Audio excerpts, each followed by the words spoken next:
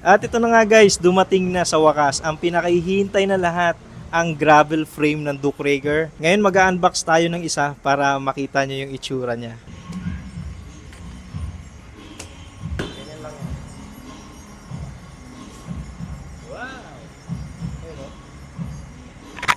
Welcome to the family. Nakaka-excite to.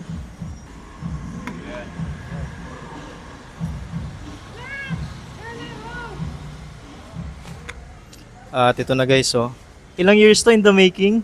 Prototype pa lang, 1 year mahigit eh. Kasi nirelease natin to, yung prototype is July 2023. Pero nagsimula yung R&D nito nung after nung 2022 Bike Expo. Yun, nagsimula yung R&D niya. Sa seat clamp pa lang, ayan, nakalagay na yung logo ng Duke Rager. Tapos, Ayan, buksan natin. Wow! Grabe, sobrang ganda ng badge. mas makapal siya compare dun sa DCF. Oh, makapal no? Emboss. Grabe, ang ganda, ang ganda. Tuloy na natin. Ang dami na na-excite. Okay, game. Yan, papalitan na lang natin ng bagong zip tie, 'di ba? Fork muna. Fork natin.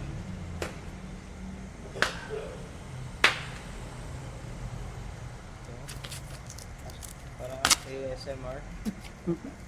Ayun, grabe, ang ganda. Alam mo yung kombinasyon pala ng kulay, nakikita ko na eh. Ang ganda, oh. Wow! Grabe, ang ganda talaga. Iba talaga yung matagal mo siyang pinag-isipan. Masusi talaga yung gumawa. Talaga may bunga yung paghihintay, di ba? Ah, medyo bladed siya, no? Ah, Ang ganda. Ayan, oh. Akala ko nung sa online nakita ko, ganitong kulay lang siya.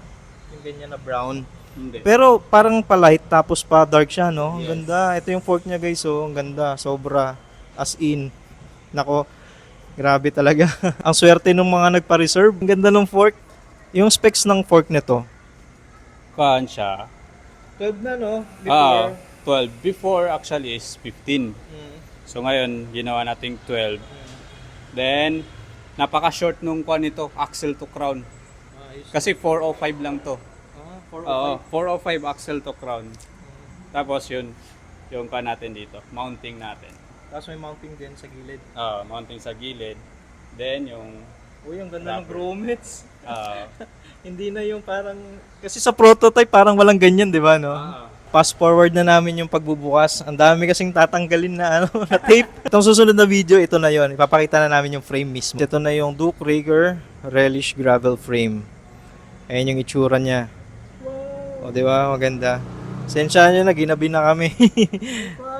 Ayan, merong mounting point sa taas. Tapos, ang daming mounting points niya, guys. Ayan na yung itsura. Ito yung likod. 12 by 142, no? Tapos, yung kabitan ng brake is flat mount. flat mount. Tapos nandito pa din yung chainstay niya na nakalagay Duke Rager Philippines. At meron na siyang option na pwede kayong maglagay ng FD. Ayan, may mounting points din dito sa seat post. At ayan guys, napakaganda. Yung Duke Rager nandito sa ilalim. Sobrang ganda, grabe. Worth to wait talaga. Pag bumili kayo ng frame guys, may kasama siyang headset at limited edition na top cap from Duke Rager. Ayan siya, nakalagay yung 30 over 50. Ito kasi 30 over 50, ito pang 30 siya over 50 na frame. Ayan, nakalagay relish, tapos limited edition. Medyo may kadiliman na, nahirapan na kami mag-video. Mag-update na lang kami dito, about dito sa relish gravel frame. Magpipicture kami ng mas malinaw na details dito sa frame. Tapos, wala, ang ganda talaga ng emblem niya. Promise talaga. Ayan.